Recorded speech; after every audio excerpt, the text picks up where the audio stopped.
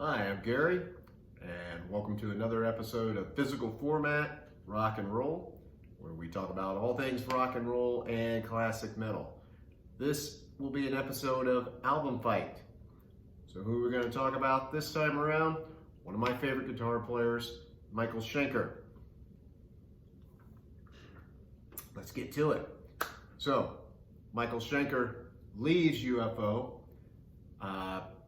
probably at their height of their success.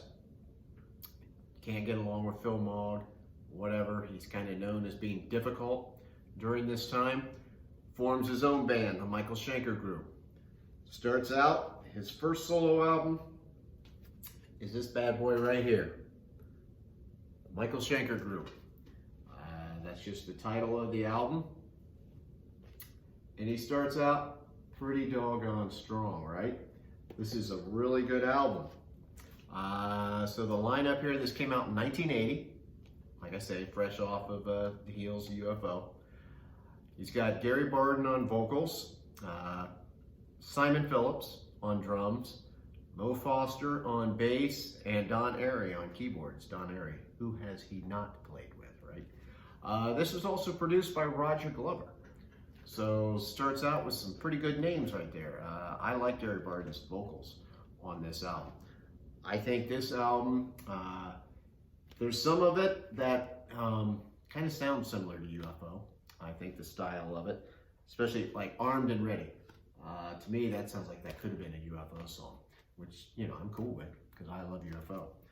But this album comes out Armed and Ready, Cry for the Nations, Victim of Illusion. You know, just hit after hit right off the bat. We've got a couple instrumentals, including Into the Arena. That's a pretty famous instrumental for him. Tales of Mystery, Lost Horizons.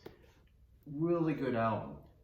Both these albums that we're going to talk about, to me, are like what you want from early 80s hard rock. The sound of this album is great. The next album sounds great. Just everything about it is really good. I can't really find anything at fault. I think the songs are good, the vocals, everything, you know. Michael sounds great. Of course, he's Michael Schenker, the German phenom. So what's he going up against? Well, during album fights, I like to pick two albums either by the same artist or by two different artists that are somehow similar, have something in common, right? That makes sense. So I'm going to go right to his next one, Assault Attack. This came out in 1982.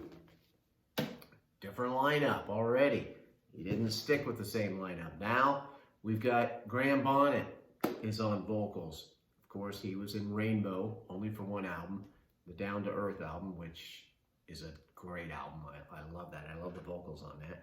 Now he's got the late Ted McKenna on drums, who unfortunately passed away back in January of 2019, 68. You know, every time I do one of these shows, it seems like I'm talking about somebody that's passed away. I mean, you get a chance to see these acts out on the road while they're still playing, go do it, because you never know. On bass, Chris Glenn, and keyboards, Tommy Eyre, I'm not sure how you pronounce his name, to be honest with you, sorry. Another super solid album.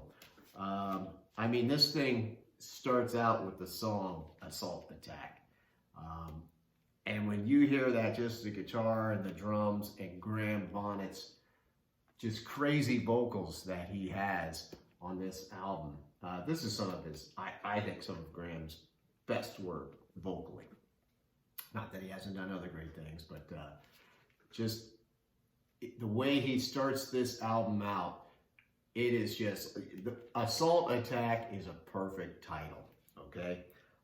So we've got Assault Attack, Rock You to the Ground, Dancer, Samurai, you know. What's cool about this album too is, like I said, this one has some similarities to UFO, and I think this one he starts to differ. He starts to separate himself a bit. He does on this too, but even more so on this. I think he's really starting to add his own flavor. We got Desert Song. You know, I just can't really categorize that in a way. Broken Promises, Searching for a Reason, and then Ulcer. Another instrumental here. Another terrific album. I even got the CD autographed by Graham on it. I'm just showing off here. So these are albums that are near and dear to my heart. I love both of them. But it's album fight, right?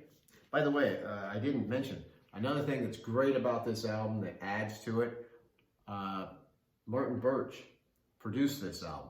So you know it sounds good, right? It's got that nice tight sound to it. Both these albums sound really good. But we got to pick a winner here. Who's it going to be? Love this album. Love this album. For right now, I'm going to go with this. All right, Assault Attack. I love this album. Like I said, it's got, he's starting to develop more of his own songwriting. So he's separating himself from maybe what he's done before. And I just think this is a very special album. And I think part of it is Graham on it too.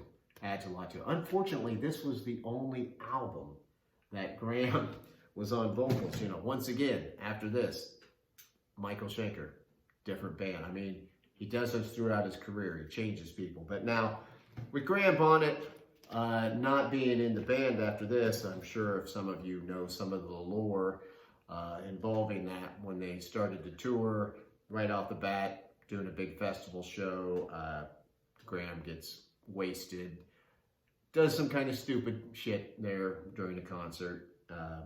Michael basically tells him, we're done with this and you're out of the band.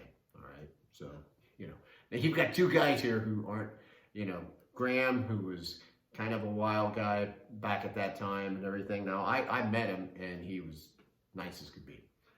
Michael Schenker has been known as, difficult to work with at times, not showing up for shows and things like that. So maybe the two of them combined. They have since made up. And if you've heard of the Schenker Fest, where Michael goes out, he does a show where he has all his different singers. He did have Ted McKenna on drums. But he has all the different singers, the lineups that he did, and it's just a terrific show. I'm really hoping that he brings that back once concerts are allowed to happen again and, we're in a better place. I hope he brings it back. I got to see this show, and what an amazing show. If he does bring it back and tour it in the United States, man, if you're a Michael Schenker fan, I really recommend seeing it. It's a great one. But like I said, our winner tonight, gonna go with Assault Attack. Nothing against this album, because this is great too. But our winner, just my opinion, Assault Attack. So let me know what you guys think. I'd appreciate any comments after these videos. And if you'd like to subscribe, I would love that. So until next time, I'm Gary, and this is Physical Format Rock and Roll. Thanks for watching.